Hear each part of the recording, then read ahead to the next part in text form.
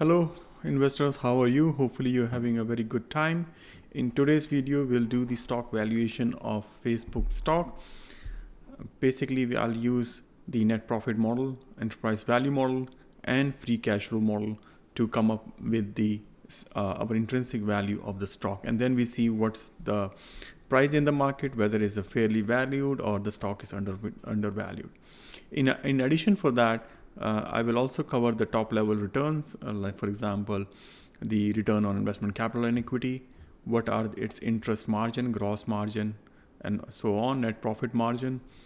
We also cover, as you can see here, the liquidity, whether the company has good liquidity or not, what driving these margins, right? Either it's just coming from the tax advantage or it's really coming from the organic growth.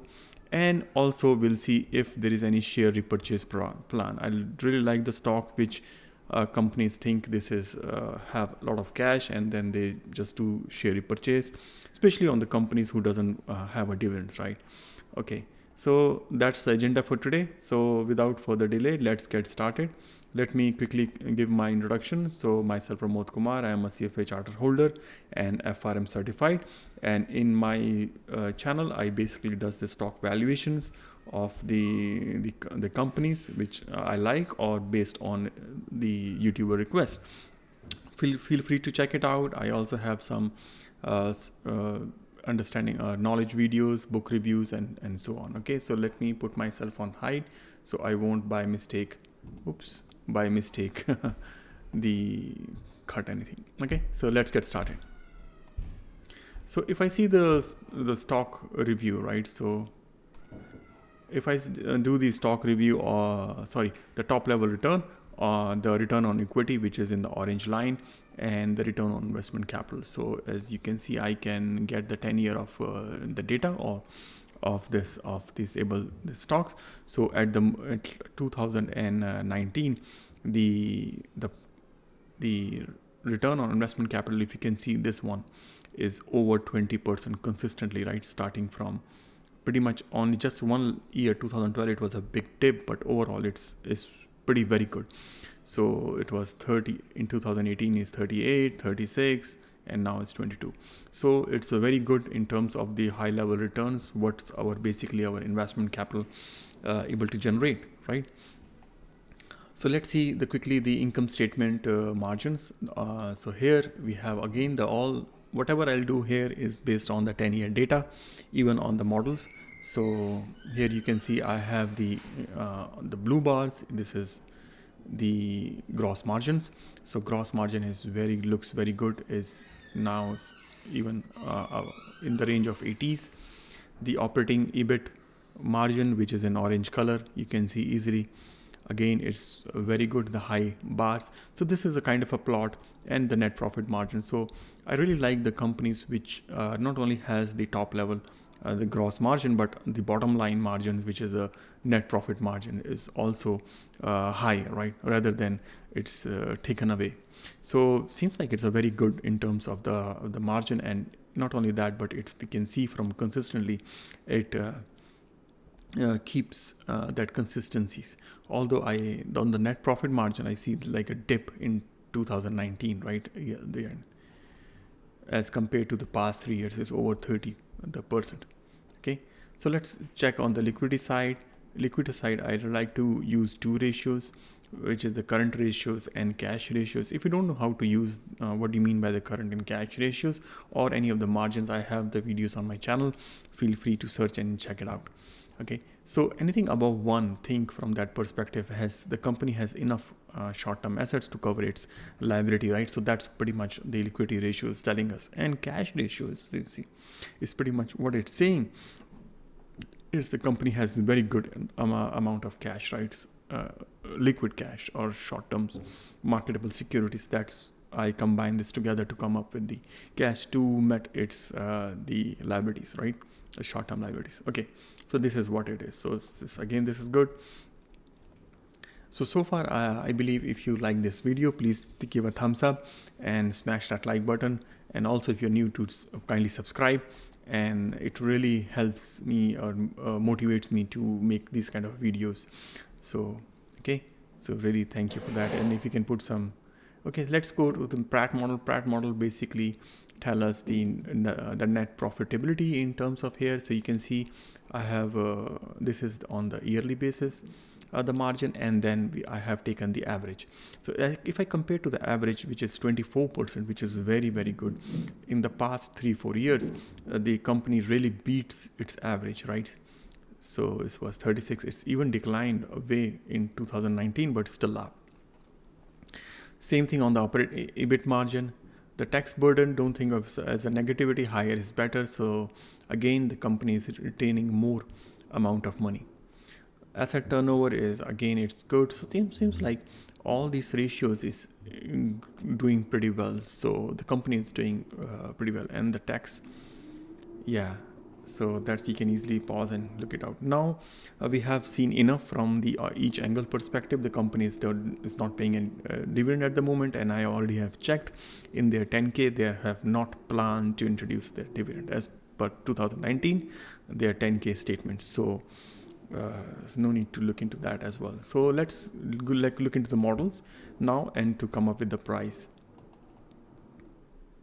Okay, so in this the model, we have taken the net profitability for the last 10 year, and then I have estimated for this year, and based on the projection that I think that this is their profit dollar amount, and these are in the billions, right?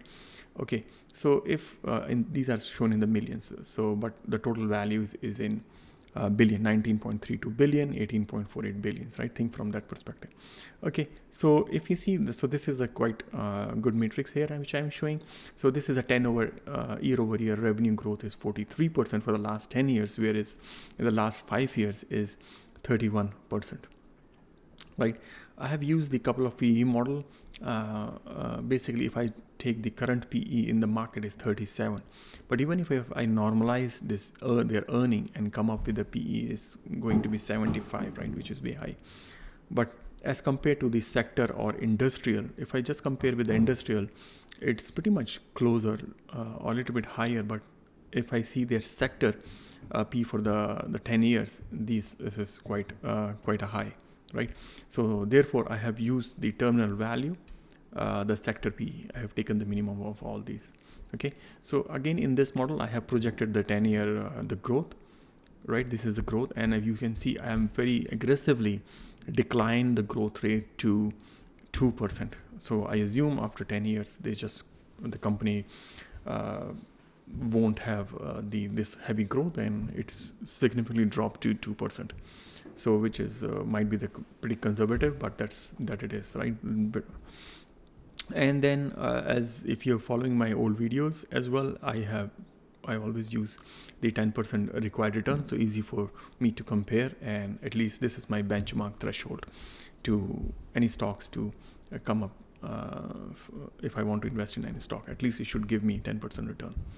Okay, so pretty much now I have a growth rate. I project the 10-year the net profit, and then I have discounted that net profit by the 10% growth rate.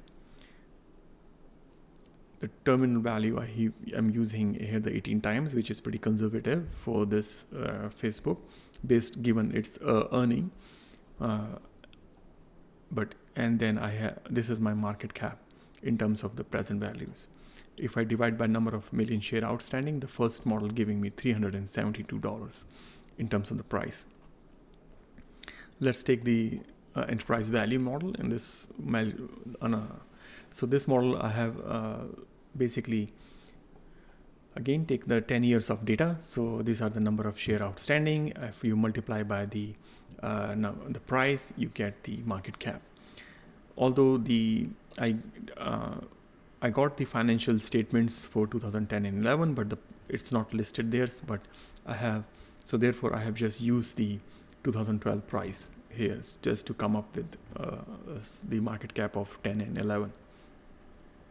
Okay, one thing to point out here, you might notice the company doesn't have a debt. So this is just their capital lease, and also I just put it there in the debt just to show. So don't worry that if you have seen here the year-over-year growth is 10% is misleading, because this is based on their the leases.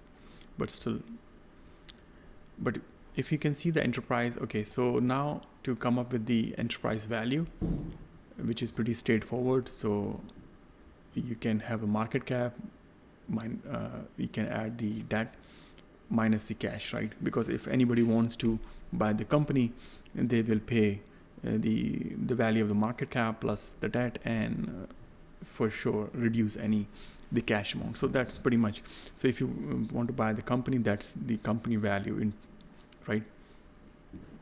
Okay, similarly I have the EBITDA here, and if this ratio is quite dropping, and which is good, so this mean is if you buy the company, it takes at almost 18 years to get your money back, right? Think from that. Debt I just ignored because the company literally has no debt, and its ratio is almost zero, and closer to is pretty almost close to zero. So let's use this model. Okay, so again I have taken the EBITDA growth rate. I have taken the 26.53%, and if you notice, this is a little bit lower than its even 5-year growth of 29.47, just to be a little bit conservative, and then which is way lower than its 10-year average benchmark, right? And then I'm again declining the growth rate using the interpolation to 2%, and then use this growth rate simply to project the cash flows. The discount rate I've used again 10% and come up with the present value, and the terminal value is 18 times. So basically I'm planning to sell 18 times of EBITDA after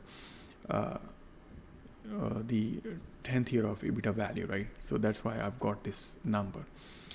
Sum it all together, adjust with the average debt and cash. I got my enterprise value of $1.24 trillion, and then divide by number of share outstanding. Second model gave me $436.72, which is a little bit higher compared to the first model. Okay, let's keep our journey, and then we have 3 models again. The free cash flow, to compute the free cash flow, you just take the operating cash flow, reduce the capital expenditure, and then you get the free cash flow. And you can see the free cash flow is significantly increased year over year, which we can see that the growth rate, or if I say the average per year on the CAGR of 10 years is 48%. Pretty much, it's just huge. I have never seen such a growth rate. I have seen value of so many companies. In the last 5 years, it's also very good. It's 22. For me, I use the free cash flow growth rate of almost 20%, which is a little bit shy of the last 5 year average, the CAGR. And then I have grown the free cash flow by using this growth rate, and then discounted by 10%. When I use this the third model, I got my price of $202.86. Okay, so now I have 3 models. So I equally weight these 3 models, and then this is my weighted price, right? So just stay with me, because after this, not only I'll show you the price, but we'll see if what this company is doing in terms of the share repurchase. Okay, so let me come back. So sum it together, and then you will see the price is $335. If I compare with the market price, so this is $276.82, right? You can see easily the date when I'm doing this, right? So the company looks like, even based on the growth rate, I was very conservative in terms of my input to the models, and I'm not using the one model. I have used 3 models to come up with the price. Seems like the company is pretty much undervalued at the moment, and it can go higher, right? The price should go higher. And we have seen the company is doing good in terms of the liquidity, in terms of the margin. So what do you think about this? Do you already own on the Facebook stock? Are you planning to buy this?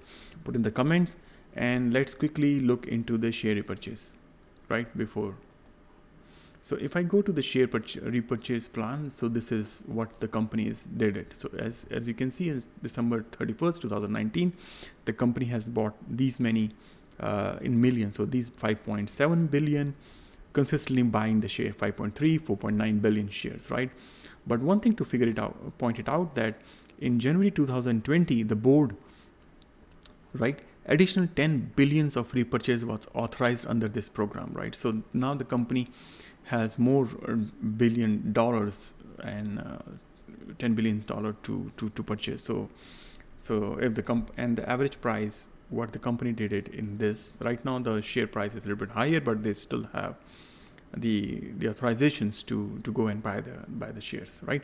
So that's about it. So please do like and share this video. I really appreciate that, and let me know which other stocks, growth stocks or value stock, do you think is good, and what you think about this Facebook stock as well, or are you planning to buy it, or whatever you think about this. And thank you very much. I really appreciate your time. Myself, Pramod Kumar, as a CFA charter holder and FRM certified, I'm signing off this video, and bye for now.